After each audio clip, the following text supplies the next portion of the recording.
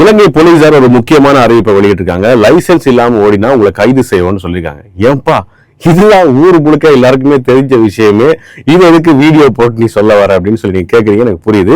இது எல்லாத்தையும் தாண்டி இந்த வாகனங்களை வாடகைக்கு விடுறவங்களுக்கான ரொம்ப முக்கியமான செய்தியா இதை பார்க்க வேண்டியிருக்கு. என்ன காரணம்னா, நிறைய வெளிநாட்டு பயணிகள் இலங்கைக்குள்ள வந்து வாடகைக்கு வாகனங்கள் எடுத்து, குறிப்பாக முச்சக்கர வண்டிகளை எடுத்து ஓடிட்டு இருக்காங்க. இதன் மூலமாக நிறைய விபத்துகள் சம்பவிச்சிருக்கிறது. கடந்த காலங்களில் பாத்தீங்கன்னு சொன்னா வெளிநாட்டு பயணிகள் இந்த மாதிரி நிறைய விபத்துக்களை ஏற்படுத்தியிருக்காங்க. இதனால 5 பேர் உயிரிழந்திருப்பதாகவும் 7க்கும் மேற்பட்டோர் காயமடைந்திருப்பதாகவும் சொல்லப்பட்டிருக்கிறது.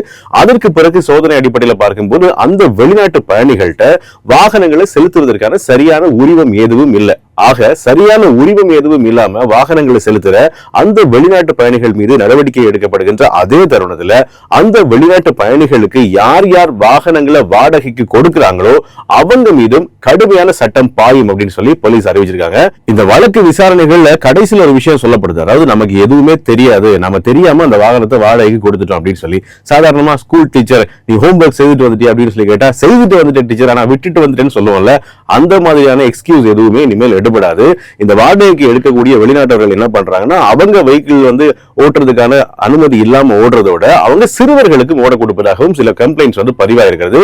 ஆக எந்த ஒரு தவறு வெளிநாட்டவர் செய்தாலும் அதற்கு வாகனத்தை வழங்குறவர் தான் பொறுப்பு அப்படின்னு சொல்லப்பட்டிருக்கிறது.